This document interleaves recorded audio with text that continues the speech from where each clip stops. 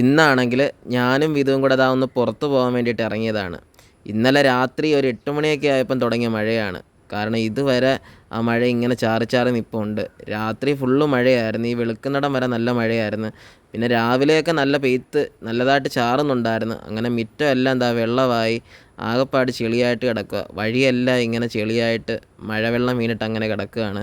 അപ്പം ഞങ്ങളിതാ ഇപ്പോൾ 2 മണിയായി കാണും. മഴ ഇങ്ങനെ ചെറുതായിട്ട് ചാറുന്നുണ്ടായിരുന്നു. അതാ ഞങ്ങൾ പോകാനും മടിച്ചത്. അപ്പോൾ ഇപ്പം ചെറുതായിട്ടൊന്ന് തോന്നി നിൽക്കുക. ആ സമയം നോക്കി ഞങ്ങൾ ഇറങ്ങിയതാണ്. അങ്ങനെ ഓട്ടോ വിളിച്ചിട്ടുണ്ട്. വണ്ടി ഇവിടെ ഇല്ല, മാമൻ കൊണ്ടുപോയേക്കുക.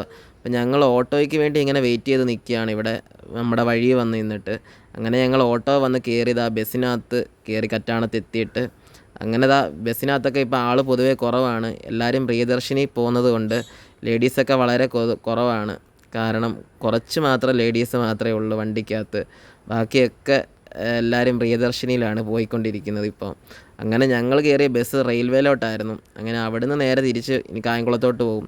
റെയിൽവേയിലോട്ട് പോകാൻ വേണ്ടി ബസ് കയറുമ്പോൾ ഇതൊന്നും അങ്ങോട്ട് കയറത്തില്ല. അവിടെ നടന്നാണ് പോകുന്നത്. അങ്ങനെ ഞങ്ങൾ കായംകുളത്തെത്തി. ഇനി നേരെ ബാങ്കിലോട്ട് പോകണം. ബാങ്ക് വരെ വന്നതാണ് ഇവിടെ. ബാങ്കിൽ വരേണ്ട ഒരു ആവശ്യം ഉണ്ടായിരുന്നു. അങ്ങനെ ഞങ്ങൾ അവിടെ ബസ് ഇറങ്ങിയിട്ട് നേരെ അവിടെ നിന്ന് തിരിച്ച് ബാങ്കിലോട്ട് നടക്കുകയാണ്.